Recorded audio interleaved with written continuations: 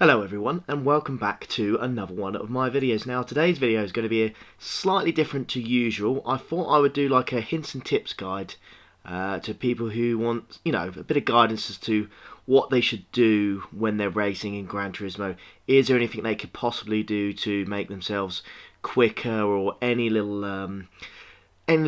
advantage they can get from changing settings, or driving a little bit differently. So I thought I'd make a quick video on what you can do to make yourself a little bit quicker and what to use in the game to make yourself faster. So I'll split it down to 4 different categories.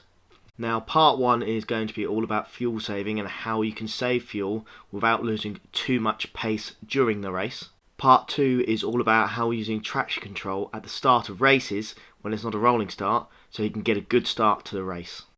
Part 3 is all about changing your brake bias and how you can use that to gain an advantage and to save on your tyre wear. And last but not least is part 4, which teaches you all about why manual is better than automatic, and I'll give you a prime example of when that occurs. Okay then, let's get part 1 underway. So for this I'm going to show you 2 laps around Brands Hatch, and I've put the fuel wear on ×2. Now you can see the fuel in the bottom left, 27.6 laps left of fuel, and that is just me gunning it. It goes up to about 28 as we let go of the throttle and finish across the line. So that is what it looked like. So we had about 28 laps of fuel remaining, 2 laps around Brands Hatch, driving normally. Now in this stint, all I'm going to do is keep it in fuel mixture 1, so we don't have to go towards lean or anything like that. But all I'm going to do is just shift slightly earlier on the straights and when I'm braking the corners. You can see here, look, the rev counter. I'm just going about halfway and then I'm shifting.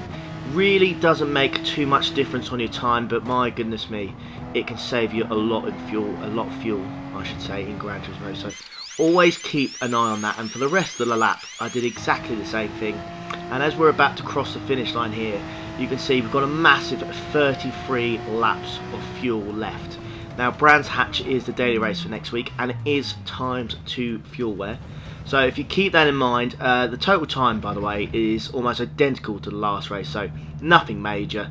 And you can see we've saved about 5 laps of fuel, so that is massive.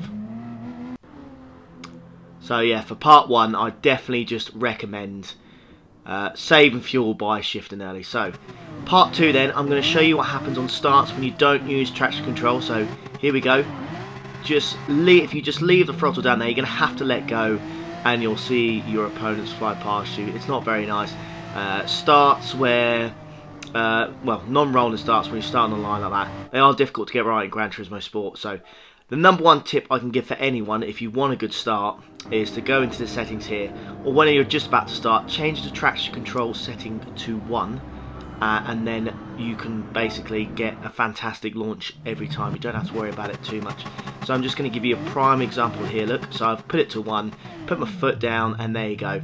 So much more steady, off the line much quicker than was in the previous race. Yeah, much better, much better. That's how it should be done. So tip number 2 right there, use traction control setting 1 on the starts. You'll get a much better start. Tip number 3 then for this video is all about brake bias. So we start this race on 0, so bang on in the middle, which is what you'd normally expect when you do a race. It's always set to 0. Just going to zoom in on the tyre wear here. You're going to see the tyre wear is quite evenly spread. Now this car is rear wheel drive, so you're going to see slightly more wear on the rear of the tyres. But you can see about there, the rears are starting to wear out just slightly more than the fronts. And that's generally what will happen if you stick it in 0 and you're in a rear wheel drive car.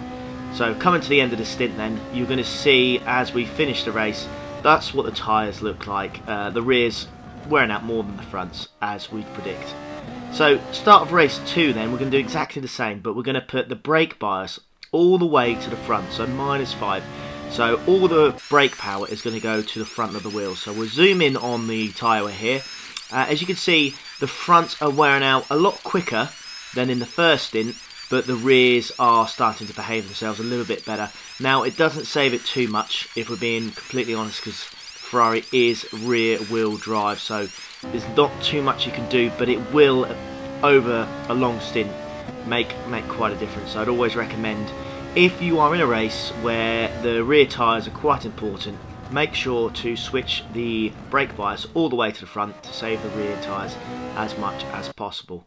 So for our final stint, then you can see I've set the brake bias all the way to the rear, and you're going to see in this race, this 5-lap race, what a difference it does to rear-wheel drive cars, especially the Ferrari in this game. It makes a dramatic difference. Now, the front tyres are hanging on a lot better, so you'll be able to go into the corners still quite rapidly, but as you can see, those rear tyres are really starting to die off now, and I'm just going to show you a prime example of what oversteer is. So we're just going to slow it right down here. I'm going to turn left ever so slightly, and the rear end just completely and utterly gives up.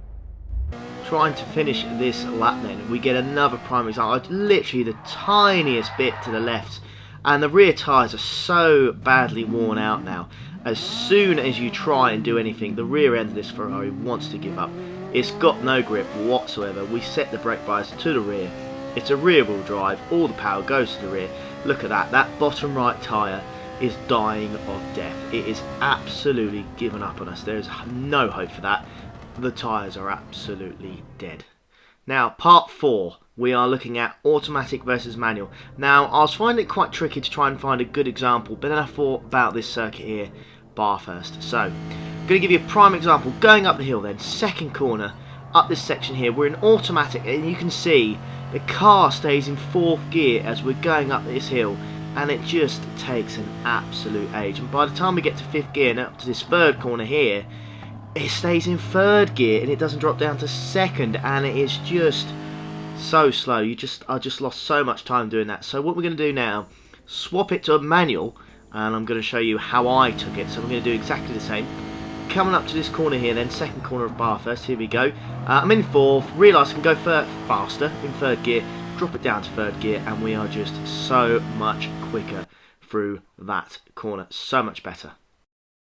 Now let's just have a quick recap of what you need to do. So step 1 was about fuel saving. My number 1 tip is always, if you need to save fuel, make sure that you shift early, about halfway through your gear, or even earlier. You don't necessarily have to drop into fuel mix 2. Step 2 was all about starts off the start line. If you're starting, it's not a rolling start, so you're starting from the start on your line. Always switch to traction control 1 before you go. You're guaranteed to get a good launch in whatever car you're essentially in. Step 3 was all about brake bias and how it can, you could change it to affect your tyre wear. Massively important in FIA races because the tyre wear is always so high on those things. So if you're in a car such as the Ferrari where it's rear wheel drive and the tyre wear is quite bad, always try and adjust the brake bias to the front so that you can save the rear tyres as much as you possibly can, so you don't get massive amounts of oversteer and the rear end just gives up on you. 4-wheel drives, think cars like the Audi and stuff like that, it won't be the same, but if you have like an Audi, you can just stick it in the middle. It's going to be dependent on what track you have. So if you're in a track where you need your front tyres to really dig in and be super sharp through the corners, adjust the brake bias so it's to the rear, and it will make a big difference to your tyre wear. Your rears will wear out quicker, but if you don't need the rear tyres as much, that's always the best thing to do. And then finally, step 4 was automatic versus manual. Quite difficult to do an example of that, so Bathurst was my best example for you. As you can see, as I was going up the hill, I lost a lot of time. So if you're struggling to decide between automatic and manual, that is a prime example of why you should be using manual instead of automatic. But there you go, folks. Here's just a quick video to show you there's a few little things you can do in Gran Turismo that'll make you a little bit quicker during the races, about fuel saving, tyre wear, manual versus automatic. I thought I'd just break it down into one nice, easy to follow, simple video with plenty of examples showing you exactly what happens. But there you are. I really hope you enjoyed the video. If you want to see more stuff like this, give us a like, give us a subscription, and yeah, I'd love to make more of these. So if you've got any ideas of anything you'd like to see in the future, just drop a comment down below and I shall do it. And how much better was that intro, by the way? That intro that I've got, so much better. But yeah, I'll see you for the next one. Take care.